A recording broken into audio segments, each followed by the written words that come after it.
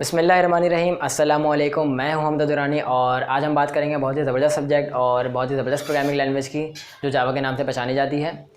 अगर हम जावा की बात करें तो ये टोटली बेस करती है ऊप कॉन्सेप्ट पे और हम जानते हैं कि आईटी इंडस्ट्री के अंदर ये एक पार्ट है जिसे हम प्रोग्रामिंग कहते हैं। बेसिकली प्रोग्रामिंग हमारी स्टार्ट होती है सी से, फिर C++, फिर जावा और उसके बाद एक और हमारे पास बहुत ज़बरदस्त कॉन्सेप्ट है विच इज़ .NET। बहुत सारे लोग कंपेयर करते हैं जावा और .NET में, दोनों लैंग्वेजेस के, जहां हमारे पास कुछ फ़ायदे भी हैं तो कुछ नुकसान भी हैं। सो जिसके बारे में अगर हम एडवांटेजेस ऑफ जावा की बात करते हैं तो ये हम इसका कोड एक सॉफ्टवेयर के ऊपर लिखते हैं और उसको मल्टीपल प्लेटफॉर्म के ऊपर रन कर सकते हैं। वो विंडोज़ भी हो सकता है, वो लिनक्स भी हो सकता है, वो मैक भी हो सकता है। और अगर हम .NET की बात करते हैं तो .NET स्पेशली रन करता था विंडोज़ के प्लेटफॉर्म पे, लेकिन अगर हम अभी की बात करें तो अभी हम विंडोज़, मैक और लिनक्स तीनों प्लेटफॉर्म पर उसका ईजिली कोड हम रन कर सकते हैं with the help of cross platform. Again .NET provide some features which is better than Java and Java provide some features which is better than .NET. It's totally depend on you.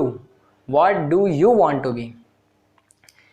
Now question arise, I want to be a programmer, so either I go for Java or .NET. So my answer is depends, right? If your interest is Java, go for Java. If your interest is .NET, go for .NET. It's amazing. Now many people says that cloud will be a future. So if you talk about Google also working with cloud. If you talk about Facebook have its own cloud because cloud deals with big data. These all technologies also working with Java, so I personally recommend with Java. If we talk about Windows, Microsoft has its own cloud server. So अगर आप Microsoft के cloud server पे काम करना चाहते हैं, so you can go for .NET. आप लोग प्रोग्रामिंग की दुनिया में नए हैं, आप लोगों को नहीं पता कि आपको सी लैंग्वेज से स्टार्ट करना चाहिए, आपको C++ से स्टार्ट करना चाहिए, आपको जावा से स्टार्ट करना चाहिए, आपको C# से स्टार्ट करना चाहिए।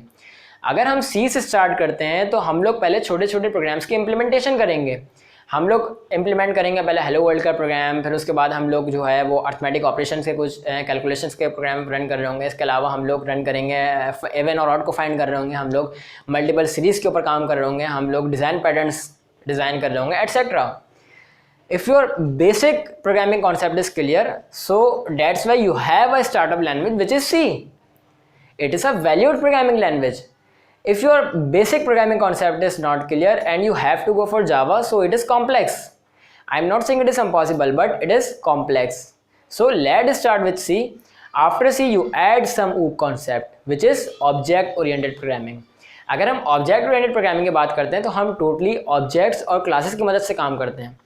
जब हम लोग सी पढ़ रहे होते हैं तो सी हमारे पास एक पॉप लैंग्वेज है which is procedure oriented programming, और जब हम इसके अंदर कुछ ऊप क्लासेस और कुछ ऊप ऑब्जेक्ट्स को हम लोग एडिशन कर रहे होते हैं तो हमारे पास एक नया नाम सामने आया विच इज़ C++।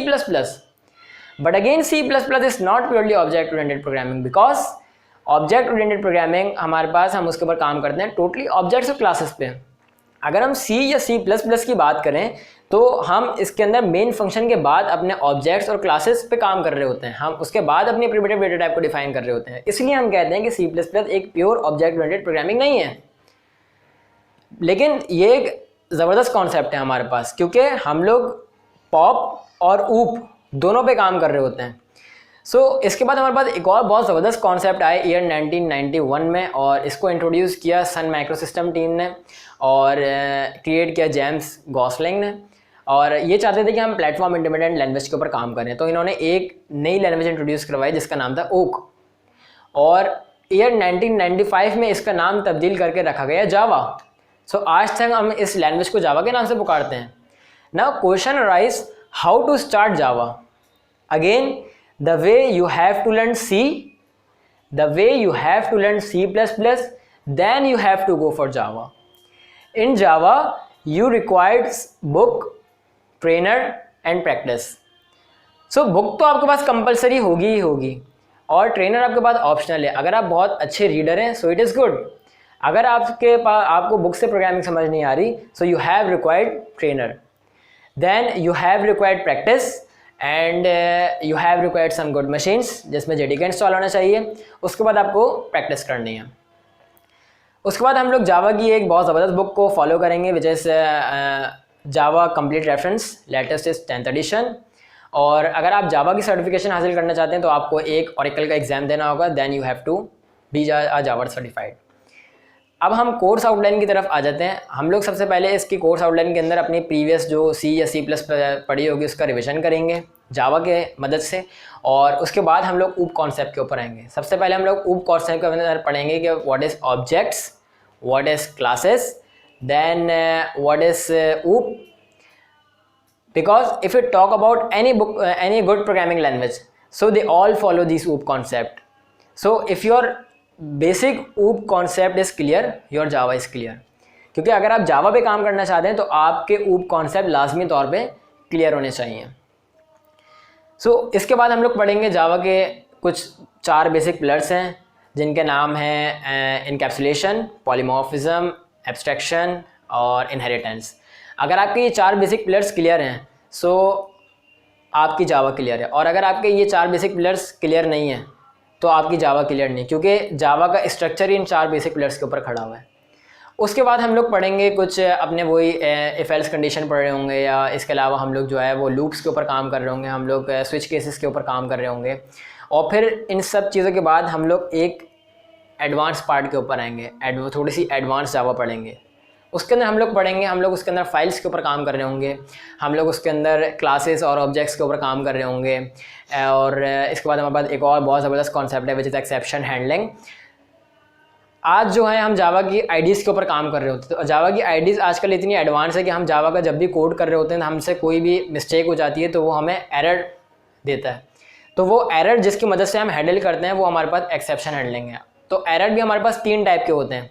पहला जो है हमारे पास वो कंपाइल टाइम एरर होता है, और जो हमारे पास दूसरा है वो हमारे पास जो है वो रन टाइम एरर होता है, तीसरा जो है हमारे पास वो लॉजिकल एरर होता है।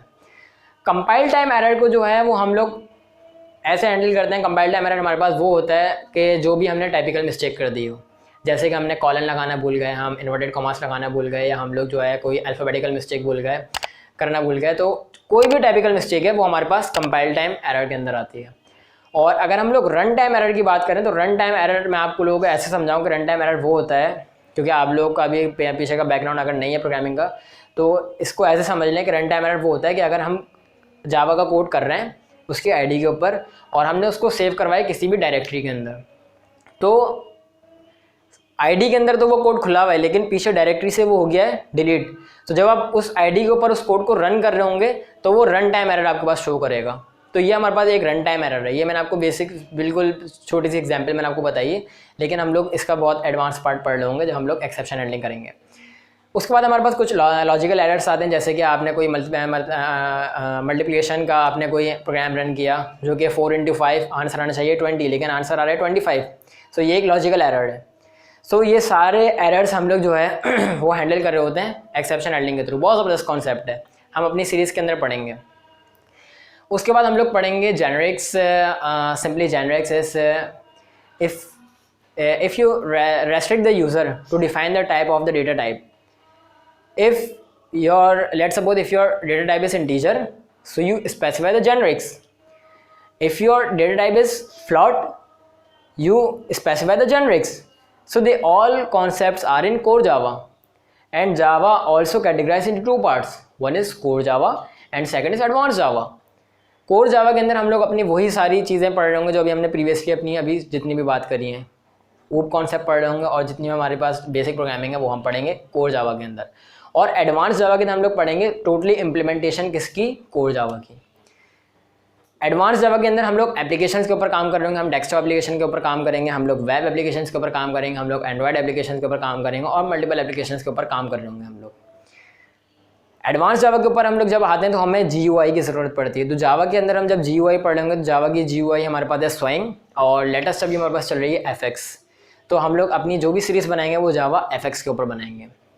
सो जब आप कोई भी एप्लीकेशन जावा की मदद से बना रहे होते हैं तो जाहिर सी बात है जब आपने कोई उसकी GUI तैयार करी होगी तो वो यूज़र से कुछ ना कुछ डेटा एंटर करवा रही होगी। लेट्स सपोज वो यूज़र का नाम एंटर करवा रही है तो वो नाम कहीं ना कहीं जाके सेव हो रहा होगा। तो ये एक अलग कॉन्सेप्ट है डेटाबेस का। हम अभी एक छोटा सा इसका नाम लेके इसको अपनी वीडियो के साथ मर्ज कर देते हैं। जब हम कोई एक एप्लीकेशन बना रहे हैं जिसकी एक GUI होगी और उसका कोई ना कोई एक डेटाबेस होगा, तो इन दोनों को जावा के अंदर मर्ज करने के लिए हमारे पास एक और कॉन्सेप्ट है विच इज़ JDBC। GUI और डेटाबेस को कनेक्ट करने के लिए हमें ज़रूरत पड़ती है JDBC की। तो ये तो बात हो गई हमारे पास डेस्कटॉप एप्लीकेशन की। और अब हम बात करते हैं वेब एप्लीकेशंस की।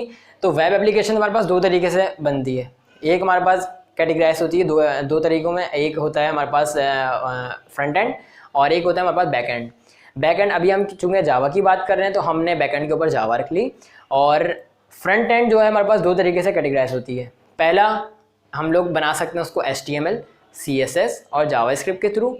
और सेकेंडली हम उसको बना सकते हैं जावा के ज़रिए। अगर हम जावा की बात करें तो हम जावा का फ्रंट एंड जो है वो सर्वलेट्स और JSP के थ्रू हम एक डायनेमिक एप्लीकेशन तैयार कर सकते हैं। अगर आप ये पढ़ लेते हैं जावा का सर्वलेट्स और JSP तो ये आपके लिए बहुत एक एडवांस लेवल की बहुत अच्छी बात है। और अगर आप लोग जावा के एंटरप्राइज एप्लीकेशन के ऊपर काम करना चाहते हैं so you can go for EJB which is enterprise Java beans. अगर आप ये तीन कॉन्सेप्ट पढ़ लेते हैं, core Java, servlets and JSP और EJB, इन फ्यूचर आपकी बहुत डिमांड है। सो अगर आपको मेरी वीडियोस पसंद आई हो तो प्लीज़ मेरे चैनल को लाइक कीजिए, सब्सक्राइब कीजिए और कमेंट कीजिए। और अगर आपकी कोई क्यूरीज हो तो उसको कमेंट बॉक्स के अंदर आके मुझसे सवाल कीजिए, मैं इंशाल्लाह आपकी क्यूरीज का जल्द से जल्द जवाब दूंगा। Thanks for watching. अल्लाह हाफिज़।